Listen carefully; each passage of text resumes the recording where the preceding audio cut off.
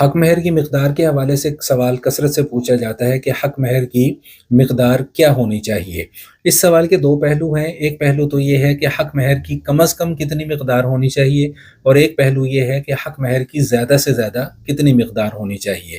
تو یاد رکھیے گا کہ حق مہر کی مقدار کے حوالے سے چار قسم کی صورتیں بنتی ہیں، جن میں سے آج ہم صرف پہلی صورت کا ذکر کریں گے، باقی تین صورتوں کا تذکرہ انشاءاللہ ہم آئندہ کسی نشست میں کریں گے۔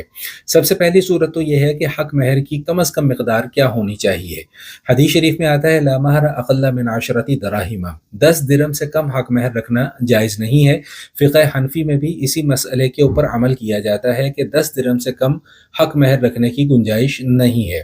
اب یہ درہم جو ہے یہ چاندی کا سکہ ہوتا ہے جس کا وزن 2 تولہ اور 7.5 ماشا چاندی ہے، اور موجودہ دور کے اعتبار سے اس کا وزن جو ہے وہ 30 گرام اور 618 ملی گرام بنتا ہے۔ اب چاندی کے ریٹ میں چونکہ تفاوت ہوتا رہتا ہے، قیمتیں اوپر نیچے ہوتی رہتی ہیں، ابھی گزشتہ دنوں 15,900 یا 15,700 فی تولہ کا ریٹ گیا، آج کل غالباً 13,000 روپے کا ریٹ ہے۔ تو آپ اس کو بآسانی حق مہر کی کم از کم مقدار جو ہے وہ آپ نکال سکتے ہیں، 2 تولہ 7.5 ماشا چاندی۔ بہرحال ایک بات تو طے ہے کہ یہ جو اکثر علاقوں میں یا بعض گھرانوں میں یہ رواج چلتا ہے کہ جی 500 روپے حق مہر رکھ لیں یا 5,000 حق مہر رکھ لیں یا 10,000 روپے حق مہر رکھ لیں، تو آج کی تاریخوں میں یہ حق مہر رکھنا جائز نہیں ہے۔ تفصیل میں نے آپ کے سامنے عرض کر دی ہے، باقی تین صورتوں کا تذکرہ انشاءاللہ ہم آئندہ کی نشست میں کریں گے۔